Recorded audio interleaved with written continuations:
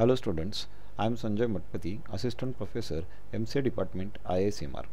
Welcome back to the video series on Python programming, section 8.5.2 of the concept of object-oriented programming in Python. In earlier section 5.1, we have discussed about the concept of inheritance, types of inheritance such as single, multi-level, hierarchical. In this section, you will learn about some advanced concept of inheritance, includes multiple inheritance, and the concept of method resolution order, the built-in functions isinstance and issubclass, then method overriding, etc. Multiple inheritance. Python supports the multiple inheritances, that is, derived class uses more than one base class. Derived class definition with the multiple base classes is shown in the slide. The derived class son is inherited from multiple base classes, that is class father and class mother. For most purposes, in the simplest cases, you can think of the search of attributes inherited from the parent class as the depth first technique, left to right, not searching twice in the same class where there is an overlap in the hierarchy. Thus, if an attribute is not found in the son and it is searched in the class father, then recursively in the base classes of the class father, if any, and if it is not found there, then it would be searched in the class mother, and so on. So even though multiple inheritances are available in the Python programming language, it is not highly encouraged to use it as it is hard and error prone. Here in this example, you can see the father name and the mother name. They are not actually the attributes of class son, but they are inherited from their parent classes, that is class father and the class mother. When a derived class inherits from multiple classes, Python programming language needs a way to resolve the methods that are found in multiple base classes as well as in the derived class. For this, Python uses the concept called as a method resolution order. It's also known as MRO in short. For a single inheritance, the MRO does not come into play, but for multiple inheritance, MRO matters a lot. So MRO uses the C3 linearization algorithm to determine the order of methods to be invoked in multiple inheritances. MRO applies a set of rules to resolve the method order by constructing the linearization. So Python provides the MRO method to get the information about the method resolution order. The syntax to find MRO is class name dot MRO. In this example, you can see we have used the derived class son dot method MRO is called. So method resolution order is being printed as the output of this particular statement son dot MRO. So here this method resolution order specifies that whenever we call any of the method or any of the attribute, first it will search in the class son, that is derived class, then it will go for whether the definition is available in the father, and later on it will go for the mother, and then it will check in the class object. Here this is another best example which will explain the concept of method resolution order. You can see that class first, second, third, these are the three base classes which are later on inherited by the class fourth, fifth and sixth. So sixth is the last class derived available in the hierarchy, and when we create an object of class sixth and then we just take a print of sixth.mro, then it will provide this as a output. So first it will search any method in the class sixth, and then it will go for the fifth as it is in the order like fifth and fourth. Okay, so this is how the hierarchy of method resolution order is been maintained.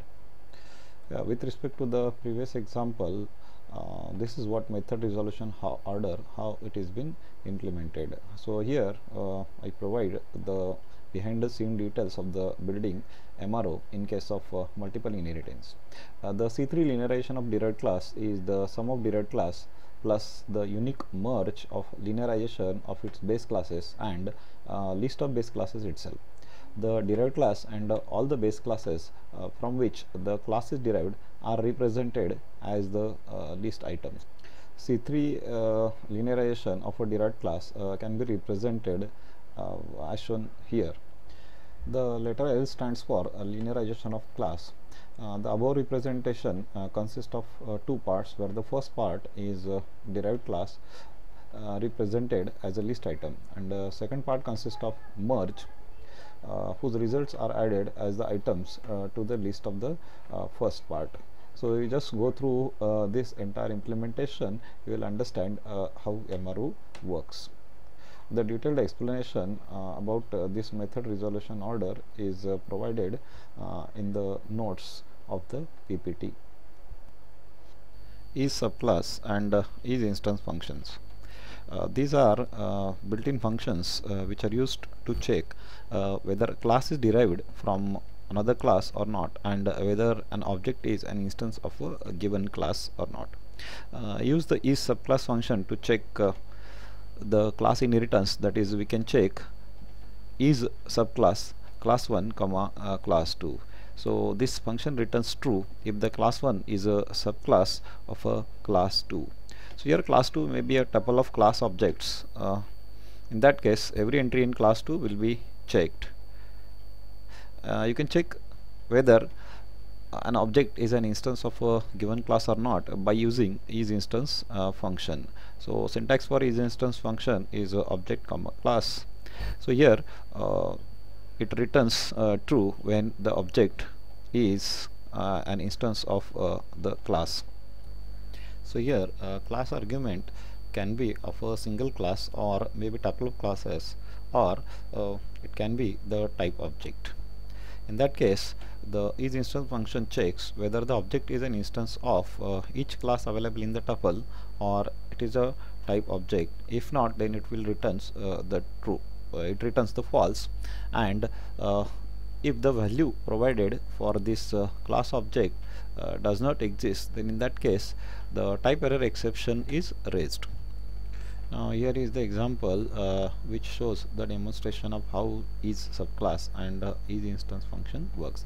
So class A is the base class, then class B is derived class from the class A, and class C is the derived class from class B. Here by mistake it is written B2, so actually B class is inherited. So this is an instance created from the class C, and here first print statement uses the is instance s1 comma a. That means whether s1 is an instance of a. So actually, even though the s1 is object instantiated by the class C, but still C is inherited from class A, so indirectly S1 is an instance of class A as well. So S1 comma class A and S1 comma class B with respect to is instance function returns the true. Then here we have just used is instance function along with the if. So if S1 is instance of C, then we have printed the given message S1 is an instance of C.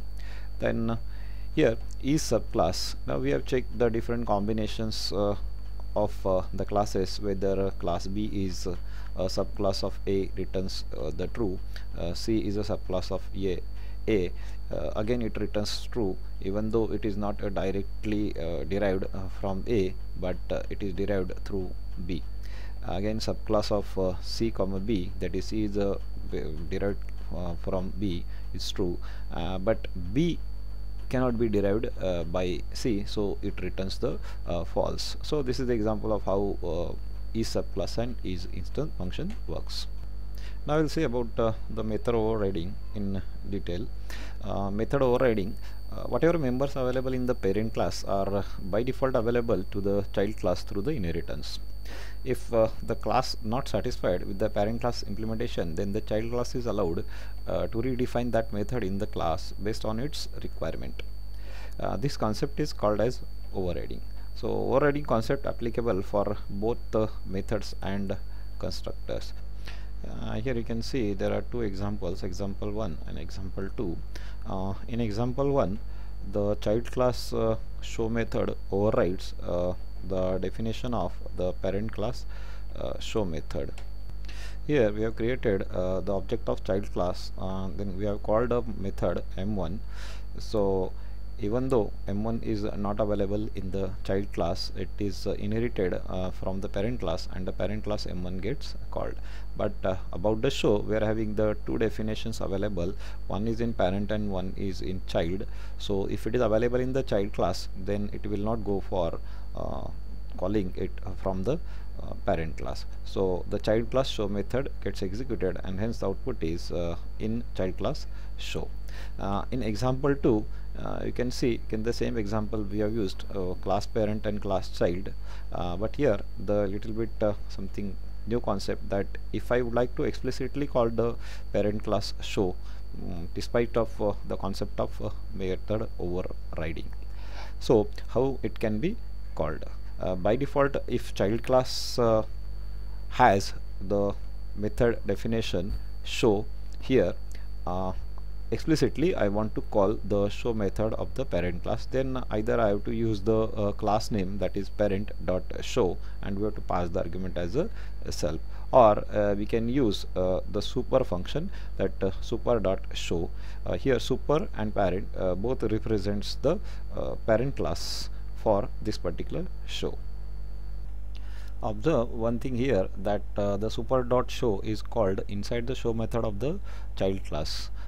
If we try to call the super dot show outside any method of the child class, it gives the runtime, as it is an instance method of the parent class. So here we have created an object of a child class, and then we have called the method m1, which is absolutely available only with the parent, so it will execute in m1.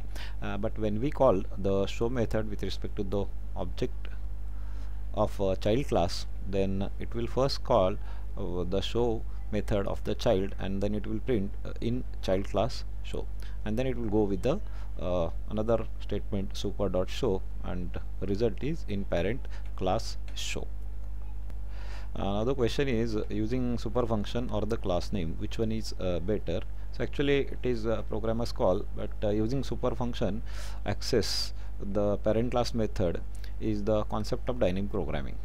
That is, in case if we change the name of the parent class, then it does not have any effect on the child class methods. But if we use the class name to call the parent class methods in derived class, then we have to change all the occurrences when parent class name is used.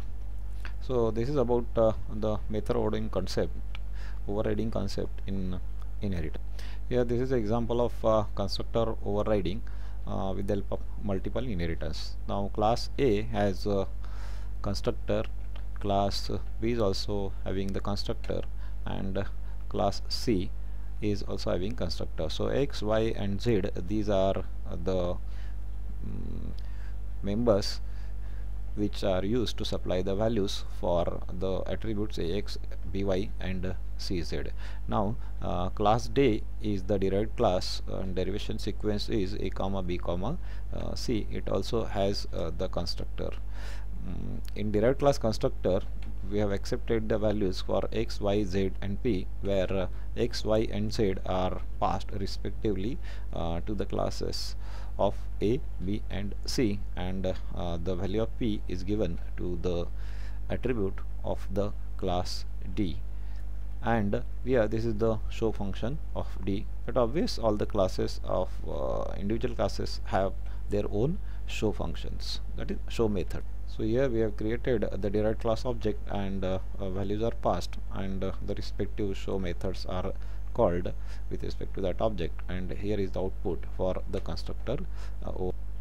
So this is the end of section 5.2. In this section we have discussed about multiple inheritance concept, method order, method resolution order, isinstance, issubclass method, method overriding and constructor overriding concepts. So this is the end of section 8.5.2.